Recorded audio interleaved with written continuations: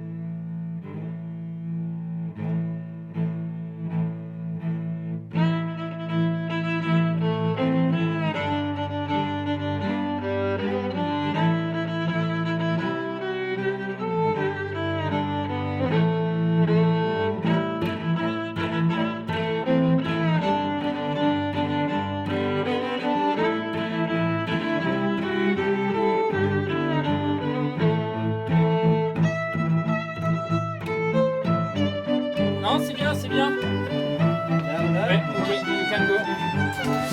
Oh, il learn Shetland language. Yeah. Nuden. Nuden. Botik.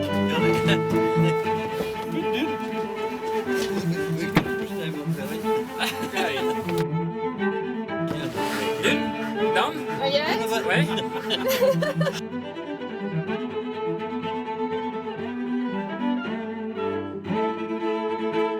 Super.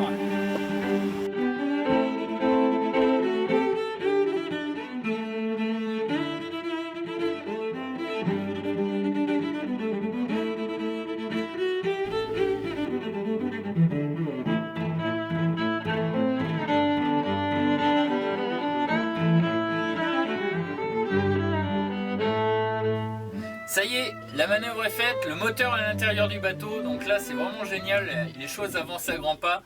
Je rappelle que c'est un moteur Nani de 60 chevaux. Pour venir le connecter, il faudra qu'on trouve toute la tuyauterie qu'il faut, on va aussi changer l'échappement, ça va être extra. Pour rentrer le moteur à l'intérieur, on a le palan à chaîne, le palan de la grand voile, et du coup on va tenter de le décaler comme ça. Donc c'est pour ça que là le palan il est oblique pour le moment. Et l'idée, ça va être de le rentrer et de le poser sur le bâtimoteur déjà pour se rendre compte des décalages qu'il y a. Il y avait des suggestions à propos de faire un moteur en bois ou pour bien prendre les côtes ou quoi que ce soit. Alors oui, c'est une très bonne idée quand on est installé. C'est plus adapté pour nous, pour l'heure, de faire comme ça. Déjà, on va le présenter, on va voir ce que ça donne.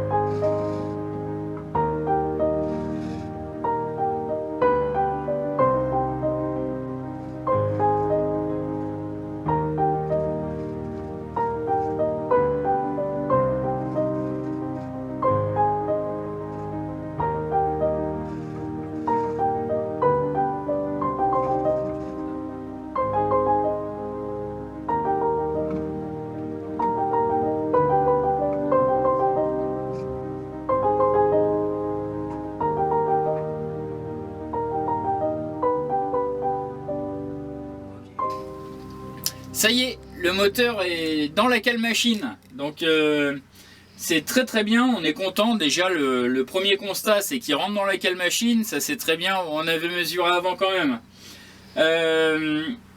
Il y a vraiment le gros challenge qu'il va y avoir, c'est que on peut déjà constater que l'inverseur est plus bas que l'arbre d'hélice. Donc l'arbre d'hélice est ici, l'inverseur est ici. Alors l'inverseur a deux positions, mais il pourrait être ici ou ici. Alors on va le garder dans ce sens là, et le challenge ça va être de remonter le moteur pour pouvoir venir en face de l'arbre d'hélice pour pouvoir le connecter correctement. Il faut que ce soit très très bien aligné dans tous les sens, il faut que ce soit très très bien aligné, c'est un point vraiment important. On va vraiment travailler là-dessus. On est parti aussi pour changer tout l'échappement. Donc l'échappement, on passe par une boîte à échappement et après ça sort dehors. Donc cette boîte on va la changer, on en avait une en inox avant, mais elle était vraiment abîmée, on l'avait déjà fait réparer. Elle fuyait encore, donc on en a recommandé une, elle devrait arriver sous peu et on pourra l'installer, on va la déplacer. Avant ça faisait un espèce de circuit avec plein de coudes. Là on va essayer de la mettre directement dans l'axe du moteur, ça va réduire les longueurs de tuyaux et l'échappement s'en portera beaucoup mieux.